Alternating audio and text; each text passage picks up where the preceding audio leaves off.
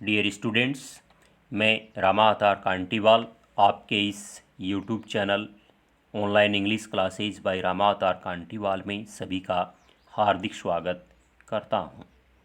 Students, इससे पहले हमने चैप्टर नंबर 4 लास्ट स्प्रिंग खोया हुआ बसंत का फर्स्ट पार्ट पढ़ा था। उसके आखिर में हमने पढ़ा था कि लेखिका अनीस जूंग कई महीनों तक जानने के बाद उससे उसका नाम पूछती है। इससे वह छोटा लड़का जिसका नाम साहिब आलम, तो वह ज़ोर से बोलता है और कहता है साहिब आलम। हालांकि वह इसका मतलब नहीं जानता है कि साहिब आलम का मतलब क्या होता है, जिसका मतलब होता है संसार का मालिक। यदि उसे अपने नाम के अर्थ का पता चल जाए तो उसे अपने नाम पर विश्वास करने में बड़ी कठिनाई होगी।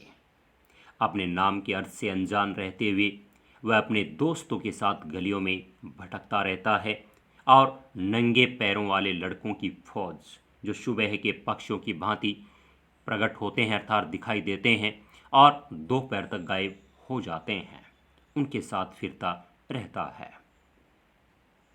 इतने महीनों के बाद लेखिका उनमें से प्रत्येक को पहचानने लगी है।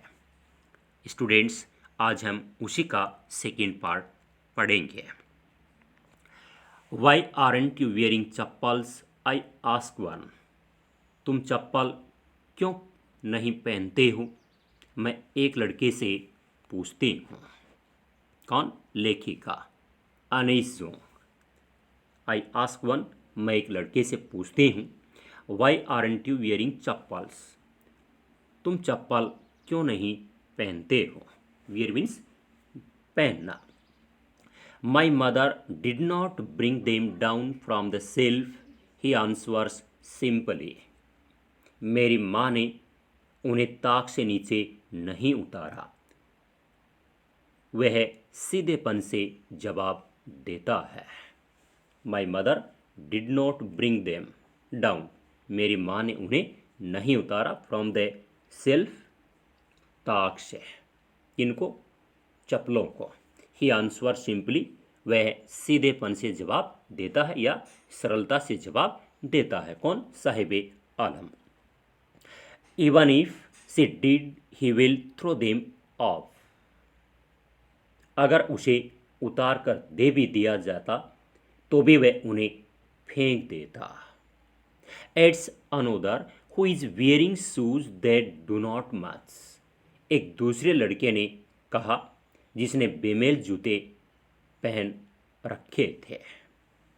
जब लेखिका उससे ऐसा कहती है और वो जवाब देता है, तब एक दूसरा लड़का जो बेमेल जूते पहने हुए था वो कहता है इवन इफ, अगर, सी डिड, वह उतार भी देती, he will throw them off, तो वह उन्हें फेंक देता। एड्स अनोदर, एक दूसरे लड़के ने कहा, हु इज वेयरिंग शूज, जो जूते पहने हुए हैं, दैट डू नॉट मैच, जो मैच के नहीं यानी बेमेल जूते पहने हुए था। When I comment on it, जब मैं इस पर टिप्पणी करती हूँ, ही सफल्स हिज फीट, तो वह अपने पैरों को इधर उधर घसीटता है। एंड सेज नथिंग, और कुछ भी नहीं कहता है। कमेंट मीन्स टिप्पणी करना और सफल्स, सफल्स मीन्स पैरों को इधर उधर घसीटना। से नथिंग, कुछ भी नहीं कहता है। आई वांट शूज, मुझे जूते चाहिए। सेज ए थर्ड बॉय, एक तीसरा लड़का कहता है, who has never owned a pair all his life, जिसके पास जिंदगी में जूते नहीं रहे, यानी वह अपनी ज़िंदगी में कभी भी जूतों का मालिक नहीं रहा, कभी उसके पास जूते नहीं रहे। वह तीसरा लड़का कहता है आई वांट शूज, मुझे जूते चाहिए या मुझे जूतों की आवश्यकता है। Travelling across the country, I have seen children walking barefoot in cities on village roads, देश भर में घूमते हुए मैंने बच्चों को नंगे पैर चलते हुए देखा है शहरों में और गांव की सड़कों पर। लेखिका कहती है, ट्रेवलिंग अक्रॉस द कंट्री, देश भर में घूमते हुए, पूरे देश में घूमते हुए, आई हैव सीन चिल्ड्रेन, मैंने बच्चों को देखा है, वॉकिंग बेयरफुट, नंगे पांव घूमते हुए देखा है, इन सिटीज, शहरों में, ऑन विलेज रोड्स, और गांव की सड़कों पर। It is not lack of money, ये पैसों की कमी के कारण नहीं है, लेक मीन्स कमी, but a tradition to stay barefoot, बल्कि नंगे पैर रहना एक परंपरा है। लेखिका कहती है कि ये कोई पैसों की कमी के कारण नहीं है, बल्कि नंगे पांव रहना एक परंपरा है। ट्रेडिशन परंपरा, टू स्टे रहना, बेयरफुट नंगे पांव। इज वन एक्सप्लेनेशन, ये एक स्पष्टीकरण है, ये तो एक स्पष्टीकरण है, एक्सप्लेनेशन है, ये कोई पैसों की कमी के कारण तो है नहीं। I wonder if this is only an excuse to explain away a perpetual state of poverty, मुझे आश्चर्य होता है कि क्या ये एक बहाना मात्र तो नहीं है, किसका, दरिद्रता की स्थायी स्थिति को समझा डालने का।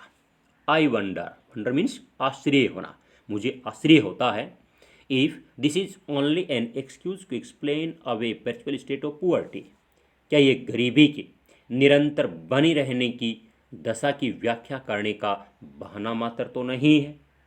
ओनली एन एक्सक्यूज, केवल बहाना तो नहीं है, टू एक्सप्लेन व्याख्या करना, ए परपेचुअल स्टेट निरंतर बने रहने वाली दशा का, ऑफ पुअर्टी गरीबी के। I remember a story a man from Udupi once told me, मुझे कहानी याद है जिसे उडुपी के एक व्यक्ति ने एक बार मुझे सुनाई थी। आई रिमेंबर, मुझे याद है, क्या ए स्टोरी, एक कहानी याद है, जो ए मैन फ्रॉम उडुपी, जो उडुपी के एक व्यक्ति ने वंस टोल्ड मी, मुझे कभी सुनाई थी। क्या कहानी है, आगे देखिए। As a young boy he would go to school past an old temple, एक छोटे लड़के के रूप में वह एक पुराने मंदिर के पास से स्कूल जाया करता था। जो उडुपी का आदमी है वो अपनी बारे में कहानी सुनाता है, वो कहानी है कि एज ए यंग बॉय, एक छोटे लड़के के रूप में, he would go to school, वह स्कूल जाया करता था, पास्ट एन ओल्ड टेम्पल, एक पुराने मंदिर के पास से जाया करता था। Where is father was a priest, जहाँ पर उसका पिता पुजारी था। प्रिस्ट, प्रिस्ट मीन्स पुजारी, प्रिस्ट मीन्स पुजारी। He would stop briefly at the temple, वह मंदिर के पास थोड़ा सा रुकता था। Which was now drowned in an air of desolation, जो अब खालीपन और उजाड़ का वातावरण था उस जगह पर। Which was now drowned in the air of desolation, अब खालीपन और उजाड़ का वातावरण था। एयर ऑफ डिसलेशन मीन्स खालीपन, उजाड़, और ड्राउंड मीन्स डूबा हुआ, ऐसा वातावरण था। In the backyard where lived the new priest there were red and white plastic chairs, पिछवाड़े में जहाँ अब नया पुजारी रहता था वहाँ लाल एवं सफ़ेद प्लास्टिक की कुर्सियाँ थी। इन द बैकयार्ड, पिछवाड़े में, वेर, जहाँ, लिव्ड द न्यू प्रीस्ट, जहाँ पर नया पुजारी रहता था, there were red and white plastic chairs, वहाँ लाल और सफ़ेद प्लास्टिक की कुर्सियाँ थी। A young boy, a young boy dressed in a grey uniform wearing socks and shoes arrived painting, एक लड़का जिसने स्लेटी रंग की वर्दी, जुराबें तथा जूते पहन रखे थे, हाँफता हुआ आया। यंग बॉय, एक लड़का ड्रेस्ड वस्त्र पहने हुए थे इन ए ग्रे यूनिफॉर्म, स्लेटी रंग की वर्दी पहने हुए, साथ में वियरिंग सॉक्स एंड शूज, जुराबें और जूते पहन रखे थे। अराइव्ड पेंटिंग हाँफते हुए पहुंचा या आया। And through his school bag on A folding bed, और उसने अपना स्कूल का थैला सिमट जाने वाले पलंग पर फेंक दिया। थ्रू फेंक दिया, हिज स्कूल बैग अपनी स्कूल का थैला फेंक दिया, ऑन ए फोल्डिंग बेड सिमट जाने वाले पलंग पर फेंक दिया। Looking at the boy, I remembered the prayer another boy had made to the goddess when he had finally got a pair of shoes. लड़के को देखते हुए मुझे दूसरे लड़के की प्रार्थना याद आई जो उसने देवी माँ से की थी जब उसे अंत में जूते प्राप्त हो गए थे। लुकिंग एट द बॉय, उस लड़के की ओर देखकर, आई रिमेंबर द प्रेयर, मुझे प्रार्थना याद आ गई। कौन सी? Another boy had met to the goddess, जो एक दूसरे लड़के ने देवी से की थी। कब? When he had finally got a pair of shoes, जब अंततः उसे एक जोड़ी जूतों की मिल गई थी। क्या प्रार्थना की उसने? Let me never loss them, मैं इन्हें कभी न खोऊं। देवी से प्रार्थना करता कहता है कि मेरे जूते कभी न खोएं। The goddess had granted his prayer, देवी ने उसकी प्रार्थना स्वीकार कर ली थी। ग्रांटेड, स्वीकार कर ली, हिज प्रेयर, उसकी प्रार्थना। Young boys like the son of the priest now war shoes, अब पुजारी के पुत्र की भांति लड़के जूते पहनते थे।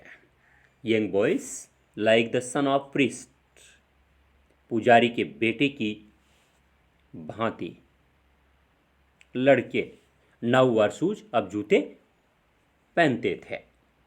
Wear wore worn, wear means पहना, वियर की second form worn.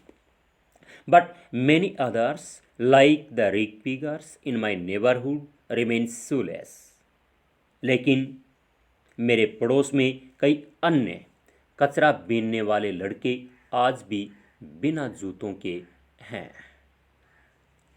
But many others, लेकिन अन्य अनेक, लाइक द रेग पिकर्स, कूड़ा बीनने वाले, इन माई नेबरहुड, मेरे पड़ोस में कचरा बीनने वाले अन्य बहुत सारे लड़के रिमेन शूलेस, बिना जूतों के रहते हैं, यानी बिना जूतों के हैं। स्टूडेंट्स, इसका रिमेनिंग पार्ट अगले वीडियो में दिया जाएगा। वीडियो को आखिर तक देखने के लिए सभी का बहुत बहुत धन्यवाद। Have a nice day.